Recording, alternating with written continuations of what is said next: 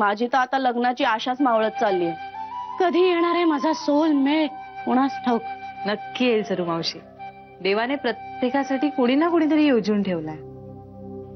बघा तुमचा सोलमेटही लवकरच मिळेल तुम्हाला. असं झालं ना तर खरंच एक चंद्रहार देईन तुला.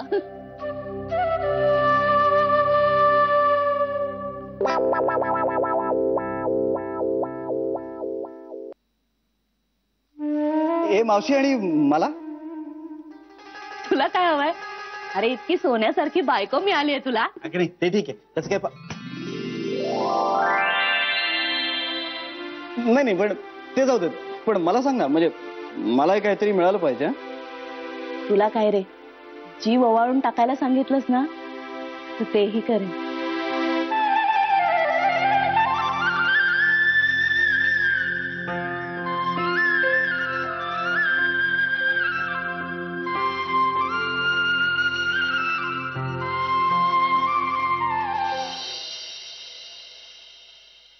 वहिनी, कळलं का तुला? काय झालं? झालं बोलणं? झालं बोलणं? आई समोरच झालं. काय झालं? अगं श्रीनी चंद्रहार सरूसाठी घेतला होता. बघा वहिनी, याला म्हणतात काखेत कळसा आणि गावाला वळसा. नशीब उगाच आपण श्रीवर संशय घेतला. नाही, तो घेतलाच पाहिजे. कारण त्याची गाठ ज्यांच्याशी पडली आहे ती काही माणसं धड नाहीयेत, फार पोचलेली आहेत. कशाला उगाच कोणाला असं बोलायचं आपण? अगं मी उगाच नाही बोलत आहे. त्या माणसांना दळभद्रीपणा करायची सवयच आहे. निलाजरेपणाचा कळस आहे नुसता. पण आता आई आणि श्री यांचं काही व्हायला नको म्हणजे झालं. नाही नाही, युद्ध वगैरे काही होणार नाहीये. पण आईच्या मनात ना काही प्रश्न आहेत जे तिला श्रीला विचारायचे. ते विचारल्याशिवाय ती काही गप्प बसणार नाही. ही दोघं बोलायची म्हणजे धडकी भरते मला. अगं नाही, सगळं छान होईल. आता आईचा मूड खूप छान आहे. अरे देवा, म्हणजे आत्ताच गेलाय श्री? हो ग, आईनीच त्याला बोलावून घेतलं म्हणून तर मी इथे आले ना. आता श्री खोलीतून हसत बाहेर येईपर्यंत माझ्या जीवात जीव नाही येणार. तू नको ना काळजी करूस, सगळं ठीक होईल. आता पुन्हा काही रामायण घडायला नको म्हणजे मिळवलं. चोरून ऐकूया. नको नको नको, आई उगाच चिडेल. त्यापेक्षा असं करूया ना, बाहेर जाऊन त्याची वाट बघूया. चल चल चल.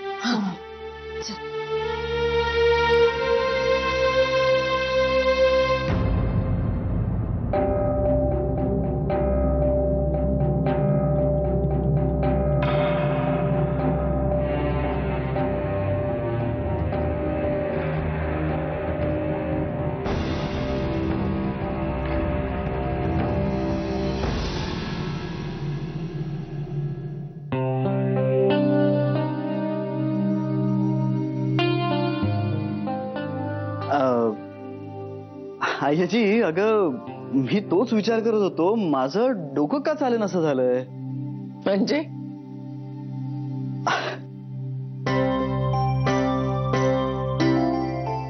खूप दिवस झाले तुझा हात नाही लागला डोक्याला.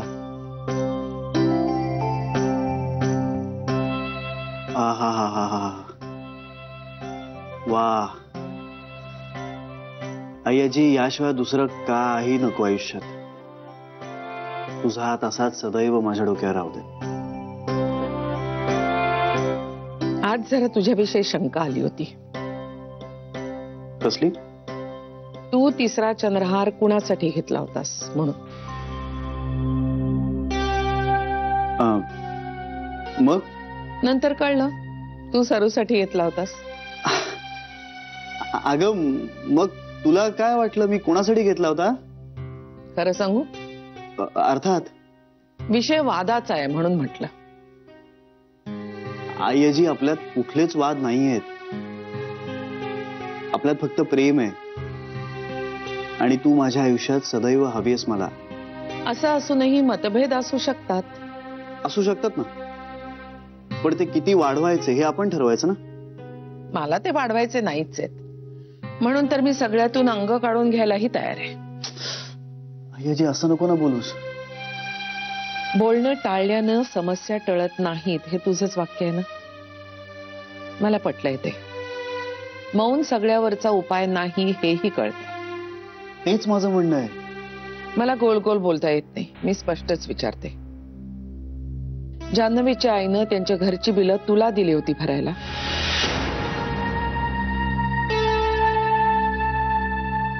म्हणजे मी ऐकलं ते खरंय. काय ऐकलंयस तू? जान्हवीची आई ऑफिसमध्ये त्यांच्या घरची बिलं घेऊन आली होती आणि तू त्यांना 50,000 दिलेस. शिवदे मॅडमनी घरी रिपोर्टिंग केलेलं दिसतंय. ऑफिसमध्ये शिवदे मॅडमना अय्याजीचा चमचा का म्हणतात हे आत्ता कळलं. पण ठीक आहे, त्यांची अय्याजीवर एवढी श्रद्धा आहे, निष्ठा आहे, त्याला मी तरी काय करू. पण आज कित्येक दिवसांनी आजी चांगल्या मूडमध्ये आणि माझ्याशी पहिल्यासारखी वागते. आता यात तिला न आवडण्यासारखं खरं तर काही असण्याचं कारण नाही. पण आता ती नॉर्मल व्हायला लागलेली असताना पुन्हा नव्या वादाला तोंड फोडायला नको. त्यापेक्षा आत्ता खोटं बोलतो आणि नंतर सगळं सुरळीत झाल्यानंतर तिच्या पुढे प्रेमानं कबूल केलं की मग फार मनावर नाही घेणार ती. असं खूपदा केलंय तिनं. तुझ्या मौनाचा अर्थ मी हो असा धरू?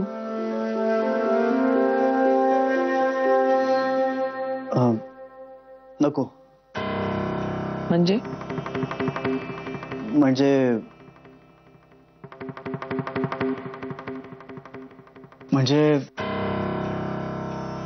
तुझ्या प्रश्नाचं स्पष्ट आणि ठाम उत्तर नाही असं आहे.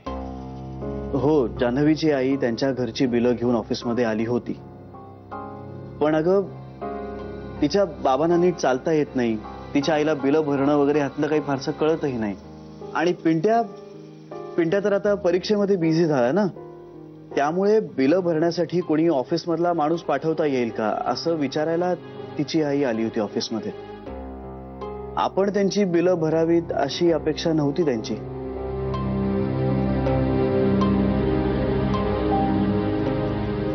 अगं आजी, विश्वास ठेव माझ्यावर. मग तू तुझ्या अकाउंट मधनं 50,000 काढलेस ते कशासाठी?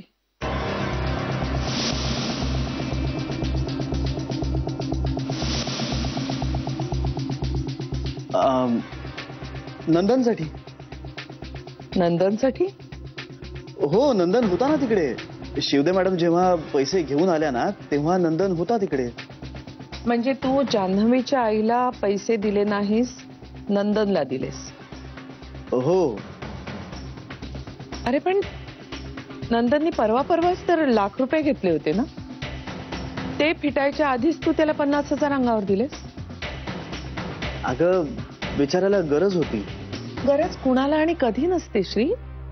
आपण जेवढं कमावतोय त्यात भागवण्याची सवय असली पाहिजे माणसाला. सारखे उसने पैसे दिले तर माणूस सोकावतो. आय्याजी, अगं कोणी सोकावत नाही. आणि आपल्यासाठी ही खूप महत्वाची माणसं आहेत. आणि माझं असं स्पष्ट मत आहे की माणूस जर अडचणीत असेल ना तर तो त्याचे 100% एफर्ट्स देऊच शकत नाही कामामध्ये.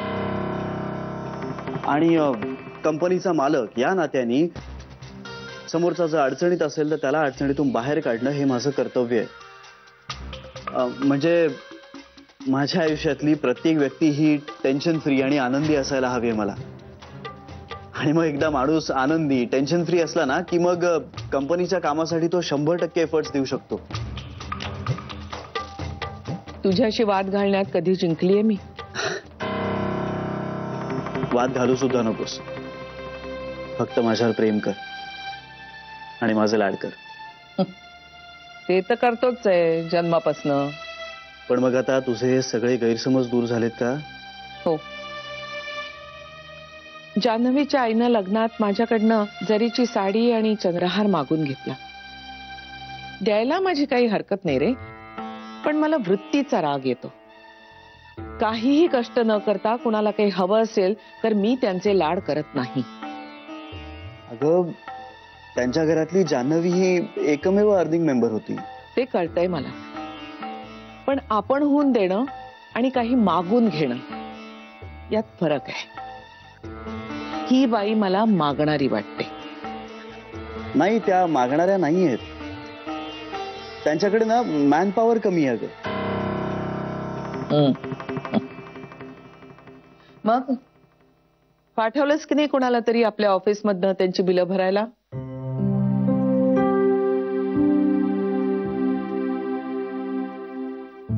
काय बघतोयस?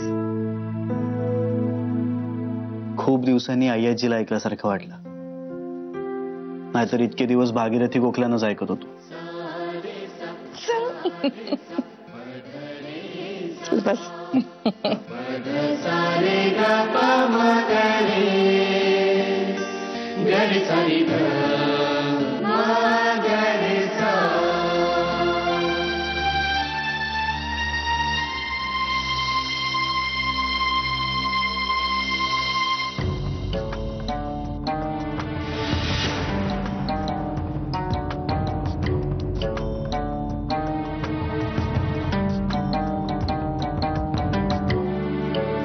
काय झालं श्री?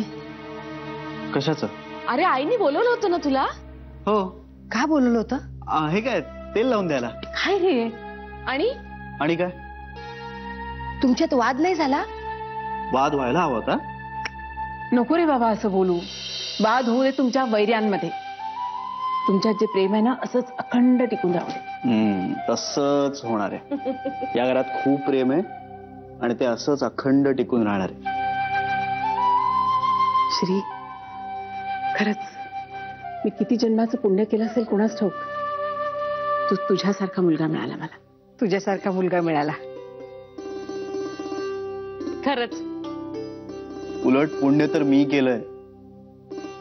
इतकी प्रेम करणारी आई मला मिळाली आणि एक नाही अशा 6 आया मिळाल्यात. आणि या आया कमी पडल्या की काय म्हणून देवानी जान्हवी सारखी वेडी बायको सुद्धा दिली. बरं आई, मी जाऊ?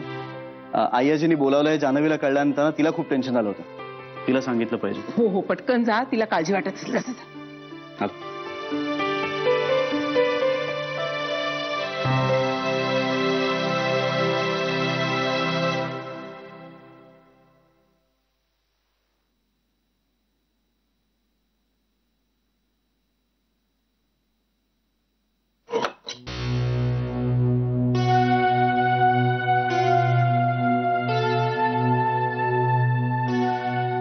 काय झालं श्री?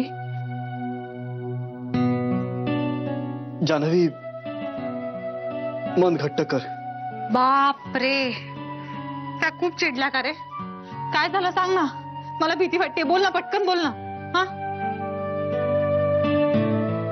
आई आजी असं कधी वागू शकेल असं वाटलंच नव्हतं का मला. म्हणजे आता काय सांगू तुला. श्री, हे धडधडत आहे रे. सांग ना लवकर. अगं मी आई आजीला कन्व्हिन्स करायला गेलो होतो पण काय? पण हा, सांग ना लवकर. अगं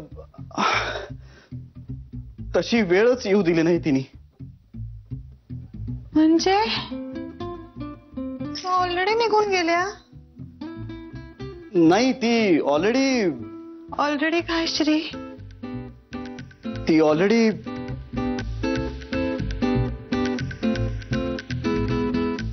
ऑलरेडी कन्व्हिन्स झालेली होती. बापरे.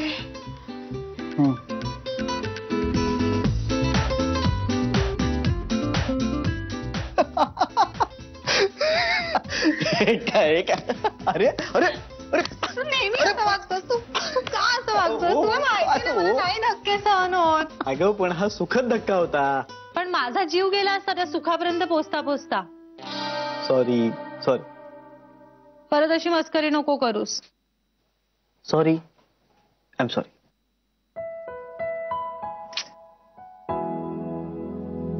आता मला सांग, कशा कन्व्हिन्स झाल्या त्या? अगं फार काही विशेष नव्हतंच. चहाच्या कपातलं वाद. बेबी आहेत त्या महायुद्ध असं का म्हणाल्या होत्या? अगं ती घाबरलेली होती आणि तिने महायुद्ध असा शब्द वापरला. पण एकदा माणूस घाबरला की काही बोलतो ना. ते पण खरंच सॉल्व्ह झालंय ना सगळं? हा बघ पुरावा. आई आजीने डोक्याला तेल लावून दिलंय. रिया, खरंच? हा, माझ्या डोक्यावरचं केवढं मोठं ओझं हलकं झालं माहितीये? बघितलंस आपण किती एकरूप झालोय. आई आजीने माझ्या डोक्याला तेल लावून दिलं आणि तुझ्या डोक्यावरचा भार हलका झाला. वा. माझ्या डोक्यावरचं खरं ओझं पिंटाशी बोलणं झाल्यावरच हलकं होईल. ए तू उद्या भेटणार आहे ना? मी फोन करू का त्याला? म्हणजे कसं आहे, त्याच्याशी बोलणं झालं ना की मी पण कामाला जायला मोकळी रे. झालं आता, लग्न झालं, सगळंच झालं, आता कामाला सुरुवात केली पाहिजे. हो. श्री लागला.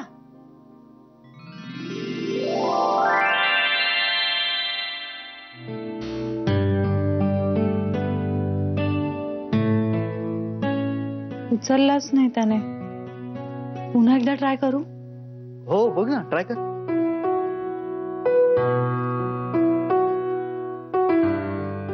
कट केला माझा फोन. मग गडबडीत असेल. तो किती गडबडीत असला तरी माझा फोन नाही कट करत कधी.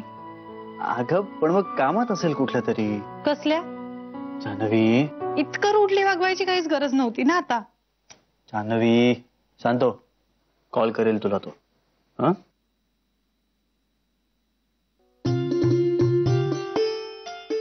काय? ते मी करते. अगं सगळी कामं तुलाच करायची असतात का? माझी कामं मीच करणार. अगं मदत म्हणून. नकोय मला. ठीक आहे. सरू मला कळलं ते खरंय का ग? काय कळलंय तुला? मला असं कळलंय की ते तुझ्याकडे ते हे थांबा आठवेला मला. तुझ्याकडे पेन आहे?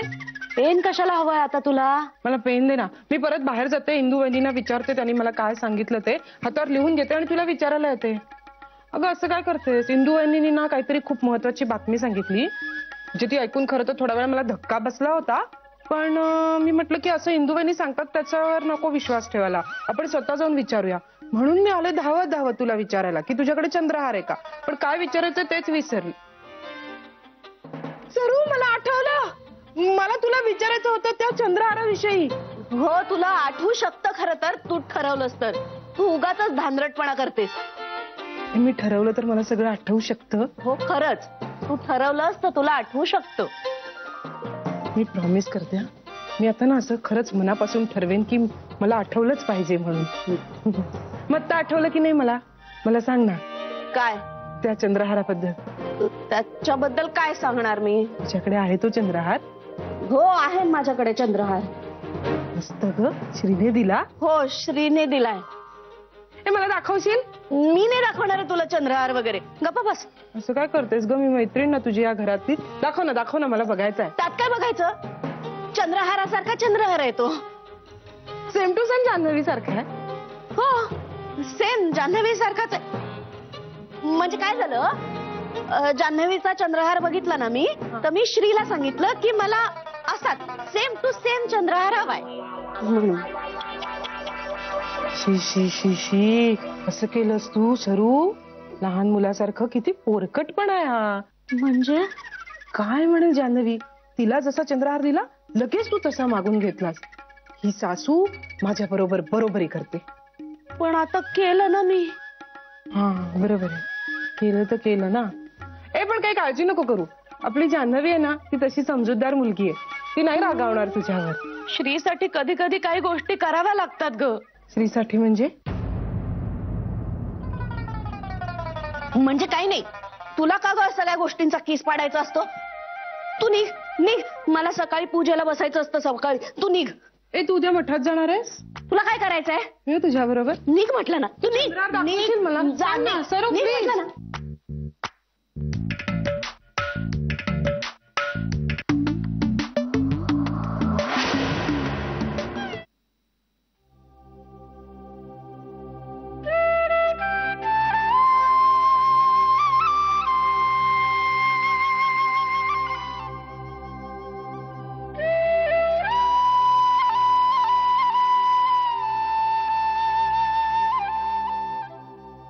जान्हवी काय चाललंय?